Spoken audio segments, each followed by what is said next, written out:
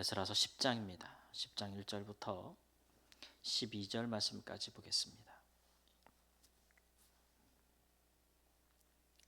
에스라서 10장 1절에서 12절 말씀.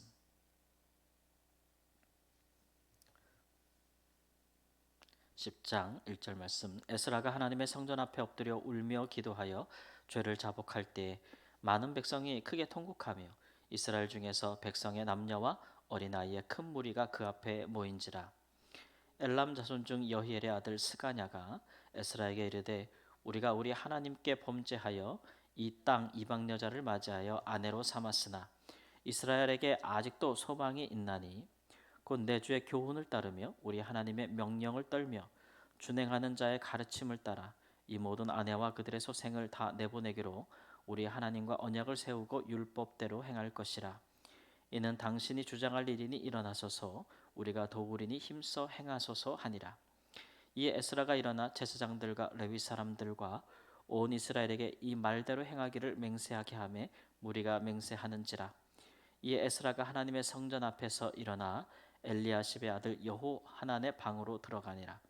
그가 들어가서 사로잡혔던 자들의 죄를 근심하여 음식도 먹지 아니하고 물도 마시지 아니하더니 유다와 예루살렘에 사로잡혔던 자들의 자손들에게 공포하기를 너희는 예루살렘으로 모이라. 누구든지 방백들과 장로들의 훈시를 따라 3일 내 오지 아니하면 그의 재산을 정몰하고 사로잡혔던 자의 모임에서 쫓아내리라 하며 유다와 베냐민 모든 사람들이 3일 내에 예루살렘에 모이니 때는 아홉째 달 20일이라. 무리가 하나님의 성전 앞 광장에 앉아서 이 일과 큰 비 때문에 떨고 있더니 제사장 에스라가 일어나 그들에게 이르되 너희가 범죄하여 이방 여자를 아내로 삼아 이스라엘의 죄를 더하게 하였으니 이제 너희 조상들이 하나님 앞에서 죄를 자복하고 그의 뜻대로 행하여 그 지방 사람들과 이방 여인을 끊어버리라 하니 모든 회중이 큰 소리로 대답하여 이르되 당신의 말씀대로 우리가 마땅히 행할 것이니라. 아멘. 하나님의 성전 앞에서 에스라 선지자가 오랫동안 자복하고 또 속옷과 겉옷을 찢고 그렇게 기도할 때에 회개할 때에 이때 그 주위로 많은 백성들이 함께 모여들었다 그렇게 이야기했습니다. 제사장이 그렇게 성전 앞에서 통회하는 모습을 보이니까 그것을 본 많은 무리들이 함께 모였고 그 전에는 이 일이 그렇게 잘못된 일인가? 이 죄가 이렇게 심각한 일인가에 대한 의식 자체가 없었는데 제사장이 통곡하는 것을 보고 회개하는 모습을 보고 그들이 이거 정말 우리가 심각한 잘못을 범했구나라는 사실들을 이제 각성하기 시작했다라고 하는 것입니다. 그래서 이 일에 대해서 이제 학사 겸 율법 학자 겸 선지자 에스라의 편에 서면서 당신이 일어나서 이 일을 개혁해 달라라고 이제 요청하는 사람들이 생겨나기 시작했다라고 하는 것이죠. 그래서 에스라 선지자가 이제 그 성전 주위에는 2층에 이렇게 다락방 같은 게 있잖아요. 제사장들의 방들이 있는데 거기에 들어가서 이제 그가 더 음식도 먹지 않고 또 물도 마시지 않고 한동안 계속 또 이렇게 기도하고 있었다는 것이죠. 그것은 어떻게 이 문제를 해결할까 아마 하나님께 금식하며 기도했던 것으로 보여지고 또 그들의 죄를 근심하였다라고 했습니다. 그리고 나서 이제 그에게 한 지혜가 임하여서 모든 이스라엘 자손들을 예루살렘으로 모이게 하고 3일 내로 모이게 하고 그리고 이제 성정 앞 광장에서 이 일에 대해서 이제 다짐을 시키는 일들이 생기게 되는데 자세히 읽어보면은 이제 그저 맹세하는 것에 그치는 것이 아니고 관리들을 사실은 정하고 또 법을 정하여서 실질적으로 이제 호구 조사를 하는 거예요. 그래서 사로잡혔던 자의 자손들 중에서 이스라엘로 돌아온 사람들 중에서 이방 여인과 통혼하여 결혼한 자들이 누구누구인지 그리고 그들의 소생은 누구누구인지 이렇게 구체적으로 이제 정했다는 겁니다. 그래서 그들의 이제 우리가 뭐 그 여인들과 이방 아내된 자들과 자녀들을 내보내는 것이 쉬운 일은 아니잖아요. 이미 가정을 이루고 결혼 다 했는데 근데 그 같은 일을 우리가 어떻게 이해할 수 있는지는 좀 더 많은 설명이 필요하기 때문에 우리가 오는 주일날 한번 살펴보겠지만 이제 오늘 우리가 이 새벽에 살펴볼 말씀은 이제 죄의 심각성을 아무나 인식하는 것은 아니라는 거죠. 특별히 많은 사람들이 이렇게 죄를 짓고 그것에 대해서 감각이 둔해지면 특별히 이제 지도자된 자들이 앞장서서 그 일을 벌이게 되면 백성들도 그런 일에 이제 무감각해진다는 것이죠. 위로 이제 물이 위로부터 아래로 흐른다고 하지 않습니까? 그러니까 이 이방 여인을 취하여 결혼하는 것들은 원래 율법에 금한 일이고, 특별히 하나님께서 이스라엘 백성들을 가나안 땅으로 인도하실 때 가나안의 이제 7개 그 족속과 통혼하지 말라고 이제 말씀하셨잖아요, 모세를 통해서. 근데 우리가 전장에 보면은 돌아온 자들이 제사장과 레위인들 또 이 백성의 지도자 된 자들이 가나안에 남아 있는 그 민족들과 통혼했다 이렇게 나오거든요. 그러니까 그것은 율법을 어긴 것이 되는 것입니다. 근데 이제 학사 에스라는 이제 율법에 정통한 사람 아니겠어요? 법에 정통했기 때문에 이것이 이제 하나님 앞에 불법인 것에 대한 명확한 인식이 있는 것이고, 어느 누구보다도 그 죄의 심각성을 깊게 이게 통회하고 자복하고 있는 거예요. 그러나 이제 모든 사람들이 그 같은 의식을 가진 것은 아니었다는 것이죠. 그렇기 때문에 이런 문제를 많은 사람들이 보편적으로 의식하지 못하고 죄를 범하나, 그러나 이제 에스라 같은 사람이 와서 그것이 얼마나 위법한 일이며 이스라엘 공동체를 파괴하는 일이며, 오늘날 우리가 다시 하나님 주신 은혜를 다시 우리가 뒤엎는 것이고 과거를 다시 악순환을 다시 반복하는 길이다라는 것들을 인식시켜 주기 시작했을 때, 그런 것들이 이제 공동체 전체에 잘 그런 인식들이 변하고 있다는 거죠. 우리가 이제 공동체 안에서도 보면은 이 죄에 대해서 더 예민한 사람들이 있을 수밖에 없습니다. 사실은 이제 영적인 지도자들이 더 그러해야 되겠죠.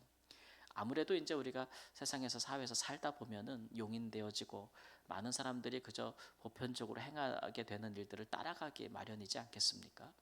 근데 그런 일들에 대해서 우리가 살다 보면은 그렇게 그것이 큰 잘못인가? 이것이 큰 그렇게 죄인가? 하나님이 이 일로 인해서 진노할 만한 일인가? 그 우리가 이 일로 인해서 회개할 만한 일인가라고 무감각해질 수가 있거든요. 그런 일들에 대해서 이제 하나님 앞에서 명확하게 하나님이 어떤 분인지 알고 있고, 또 하나님의 우리를 향한 뜻을 알고 있는 그런 사람들이 그것들에 대해서 어떤 영적인 각성을 하는 것이 우리 시대에도 필요하다라는 생각들이 많이 들고 있습니다. 이것이 이제 하나님의 백성들이 성결하고 거룩해지게 되는 그런 이제 마땅한 길이라고 할 수 있겠죠.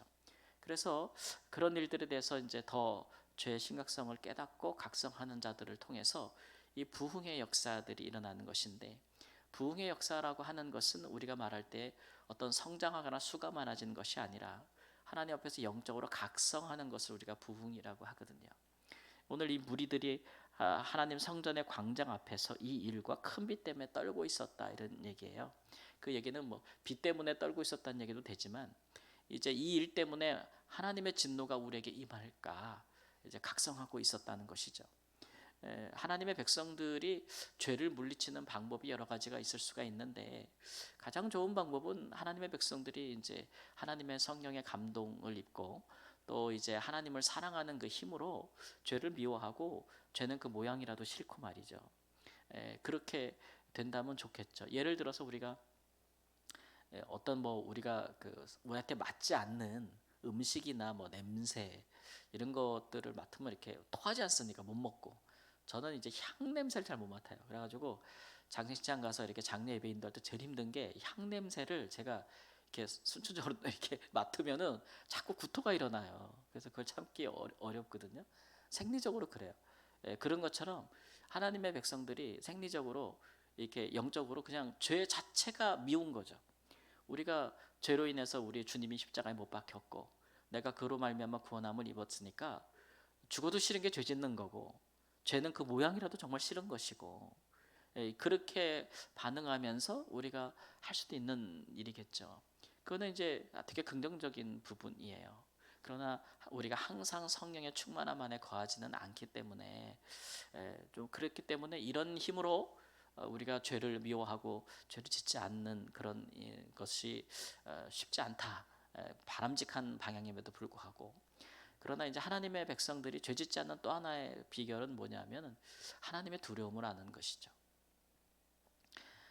자녀가 이제 부모를 사랑하고 부모를 존경하고 경외하기 때문에, 또 부모님이 원치 않기 때문에 자기들이 행동 거지를 바르게 할 수 있잖아요. 그러나 또 하나는 이제 부모님 무서워서 무서워서 못 할 수도 있잖아요.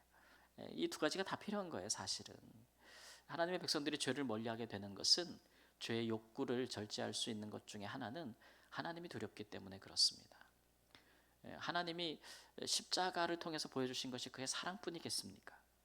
그의 아들을 십자가에 내어주기까지 그가 얼마나 죄를 미워하시는지, 죄를 얼마나 그가 혐오하시는지, 그런 것들을 우리에게 보여주고 있지 않습니까? 십자가가 하나님의 사랑뿐만 아니라 그의 공의를 보여준다는 것을 하나님의 백성들이 실로 느낄 때, 우리가 범죄, 그리고 이제 많은 사람들이 이렇게 앞다투어 심각한 죄를 짓고도 각성하지 아니할 때, 그럴 때 하나님께서 얼마나 진노하시겠는가, 이런 것들에 대해서 소스라치게 하나님이 우리에게 다가오실 때, 그의 무서움으로, 진노하심으로 다가올 때 하나님의 백성들은 떨 수밖에 없죠. 하나님께서 그의 백성들이라고, 즉 그 짓는 죄에 대하여 회개하지 아니하는 것에 대해서, 만연한 죄에 대해서 하나님께서 침묵하시는 분은 아니거든요. 그러니까 이제 그런 것들이 또한 우리로 하여금 경계하게 하는 거죠. 야, 그렇게 자꾸 죄지면 우리 하나님 무서워. 하나님이 징계하실 거야. 하나님이 참지 않으실 때가 있어. 우리가 이런 죄를 짓고도 이런 죄가 만연해질 때까지 우리가 다시 하나님 앞에서 서지 못하면 하나님 우리를 어떻게 할 것인가.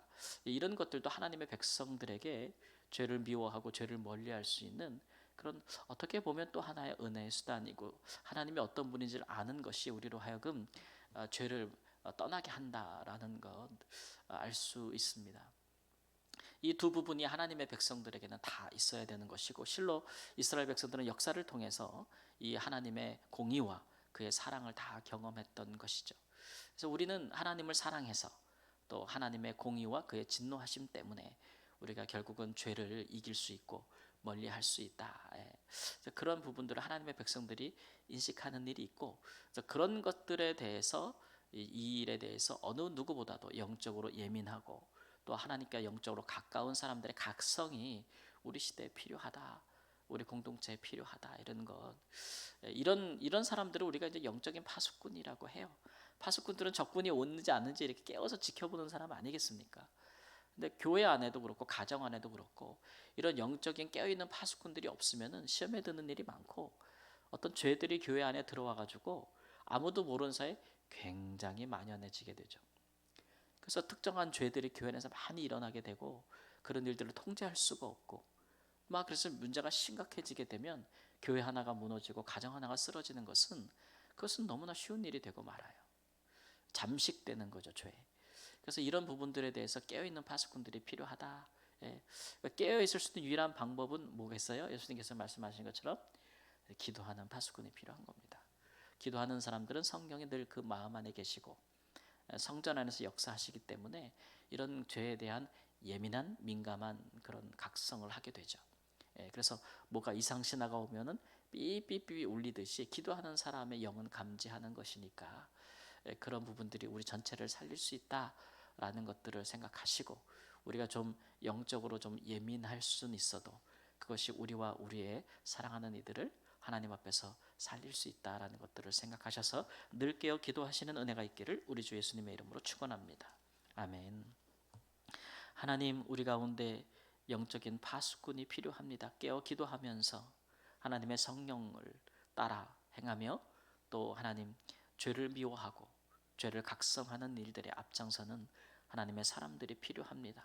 기도하는 우리가 그 일에 하나님 앞에서 먼저 하나님 무릎 꿇고 먼저 자복하고 회개하는 자가 되게 하나님 인도해 주시고, 죄는 그 모양이라도 우리 가운데 침입하지 못하도록 악한 영이, 악한 자가 우리의 공동체를 허물하고 도전하는 일을 허락지 아니하는 깨어있는 하나님의 파수꾼들이 우리의 가정과 우리의 교회와 우리 사회에 하나님 그렇게 하나님 빛으로 빛된 사람들로 하나님 그 역할을 감당할 수 있도록 인도하여 주시고, 어둠을 감지하고 어둠이 잠식하지 못하도록 밝은 빛을 드러내는 하나님의 사람들로 세워 주옵소서.